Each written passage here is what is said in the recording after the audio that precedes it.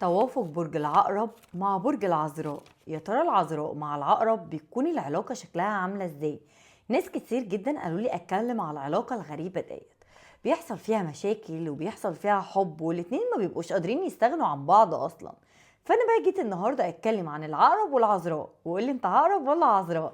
وقول لي شريك حياتك برج ايه، يمكن اتكلم عنه الفيديو الجاي عادي يعني.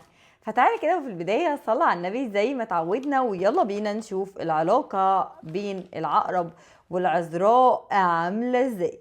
بصوا بقى، علاقة العقرب والعذراء مش أي علاقة خالص، لا دي علاقة عايزة تركيز. دي علاقة عقل وقلب، فيها الاتنين مش فيها قلب بس.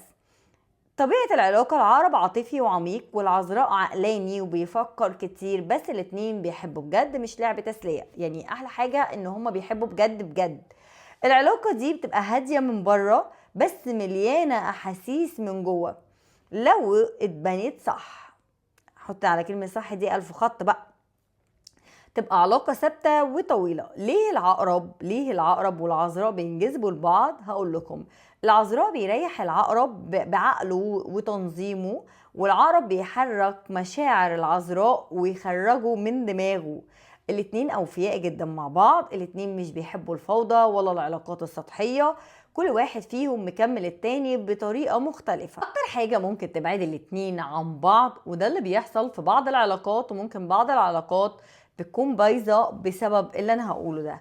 من ناحيه العقرب، الغيره والشك والضغط العاطفي والعصبيه وقت الغضب.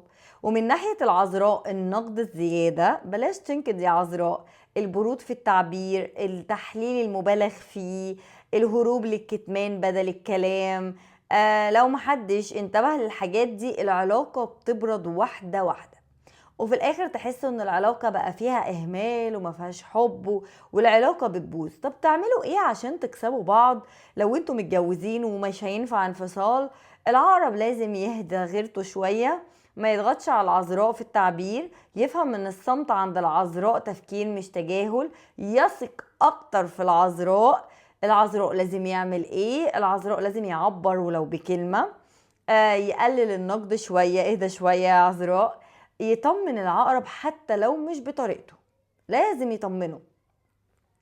يسيب مساحة كمان للمشاعر، خلي مساحة بينكم. سر النجاح في العلاقة ديت، العقرب محتاج امان عاطفي والعذراء محتاج امان نفسي، ولو الاتنين وفروا ده لبعض العلاقة هتنجح وتكمل سنين مع بعض. طب العلاقة دي امتى ممكن تفشل وتنتهي؟ تفشل لما العقرب يحس انه مش مرغوب فيه، والعذراء يحس انه مضغوط خلاص، الكلام يقل وكل واحد يفتكر ان التاني فاهم لوحده، فالعلاقة بتبوظ.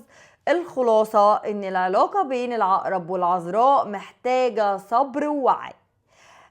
مش نار سريعة يعني لا، محتاجة وعي شوية، ولو حبوا بعض هيبقوا سند لبعض جامدين جدا، لكن محتاجين ان هما يوعوا شوية في الحياة ويفكروا اكتر من كده بكتير. فقولي بقى انت برج ايه، وفعلا شريك حياتك العذراء وايه اوحش حاجات شفتها فيه؟ ولو شريك حياتك العقرب ايه اوحش الحاجات اللي شفتها فيه؟ مستنية رايكم في كومنت. خلص الكلام، سلام.